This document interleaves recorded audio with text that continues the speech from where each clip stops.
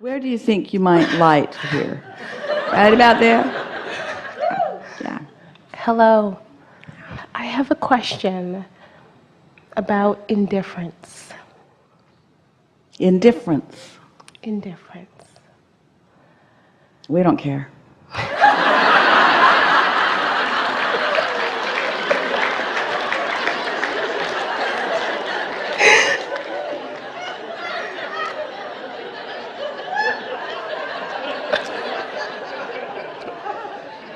So, I have a desire, and I focus, and I feel, and I fine-tune, and I relax into it, and I take the inspired action, and it's good, it's good, it's good.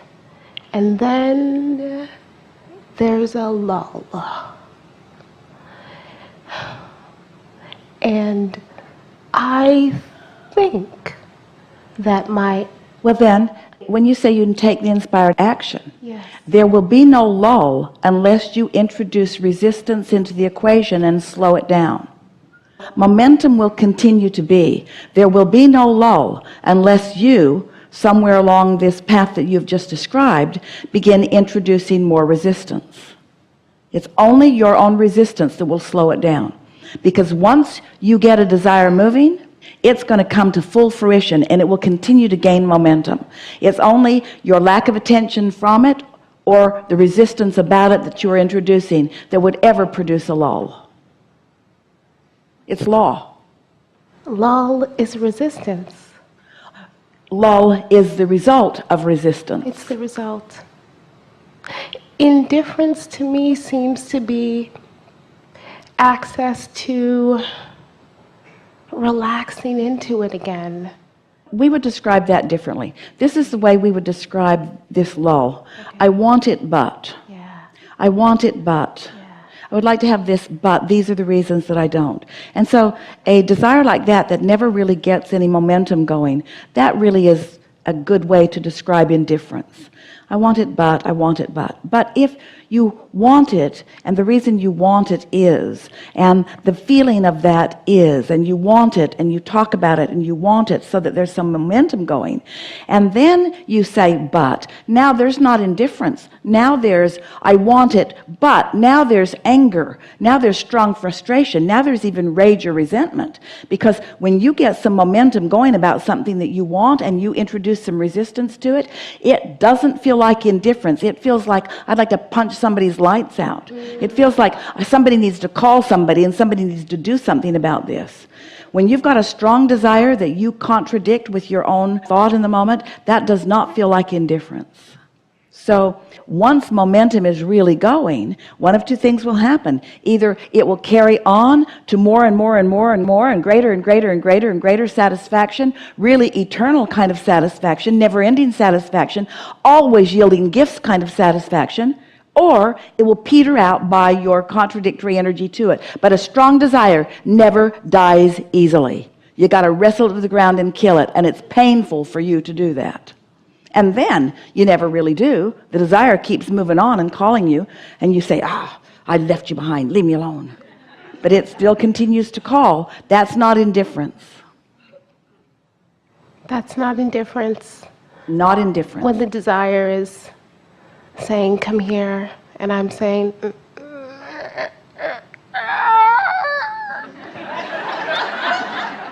Well, again, if your desire and resistance stay equal, I want it, but, I want it, but, I want it, but, I want it, but, then you never allow the momentum to get going, and then it can be called indifference. But if you just stop doing that thing you do, and you don't talk yourself out of it by arguing for your limitations, and you don't keep taking other people's ideas, you let it gather the momentum that it naturally will, and you let your inner being show you the fullness of it, your inner being will call you, and that is far, far from indifference. Sometimes people, that's you, sometimes you are afraid to let yourself really want, because you're afraid that if you really want, it will really be uncomfortable. So you hold your desire as best you can at bay, but you're not holding it at bay. What you're actually doing, hear this, we've never said it before, it's your brilliant question that brings this forth. You're not holding your desire at bay, you're just keeping up with it with equal resistance. Cut it out. So you're as good at arguing for why it won't work as you are for arguing about something that you want. And after a while, you just get tired of what feels like a steady struggle. And then you start again with something else and follow the same pattern. How do I cut that pattern? By understanding, as you just did, and by catching in the earlier stages.